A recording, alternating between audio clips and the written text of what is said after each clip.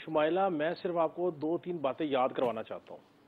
PDM की हुकूमत हुआ करती थी, वजीर खारजा बिलावल साहब हुआ करते थे, वजीर आजम शहबाज शरीफ साहब हुआ करते थे, वजीर खजाना इसहाक डार साहब हुआ करते थे।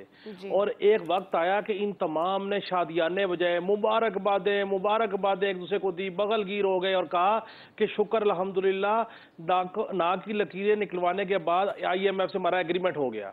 याद है सबको। अब ये एग्रीमेंट जब हुआ, उस एग्रीमेंट में लिखा गया कि आपने ये इकदाम करने हैं। अब जब आपने वो लिख के दे दिए एग्रीमेंट में मामलात, और आपने कहा पेट्रोल सब्सिडी कम, बिजली सब्सिडी खत्म, गैस खत्म, अशिया खुर्दनोशी खत्म, तो अब आप मुझे बताएं, अनवारुल्लाह काकड़ साहब जितने मर्जी ताकतवर हो, उन्होंने अभी 3 महीने बाद फिर $अरब लेना है, वो कैसे इसमें आगे पीछे कर सकते हैं? क्यों करेंगे वो? क्यों वो अपने आप को खराब करेंगे? एग्रीमेंट तो पहले तहरीक इंसाफ के एग्रीमेंट को PTI ने नहीं PDM ने नहीं माना, PDM के एग्रीमेंट को काकड़ साहब रूल आउट कर दे, तो उसके बाद IMF हमें कुछ देना छोड़ दे।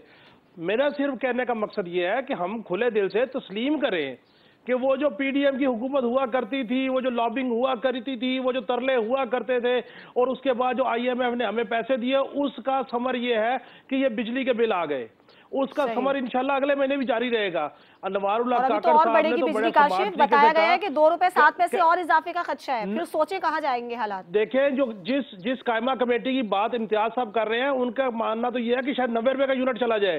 तो हम तो सिर्फ यही कर सकते हैं, निगरान हुकूमत तो कर सकते हैं, किस्तें करवा लें, 2 नहीं तो 4 करवा लें, और फिर लग जाए पीछे, जैसे माजी में किस्तें हुई थी और फिर एक नया वबाल आ जाए। यार ये देखें, ये हकीकत क्या है? हकीकत ये है, इनकी जायदादें रिलीज हो गई, इनके मुकदमात खत्म हो गए, इनकी तमाम चीजें सही हो गई।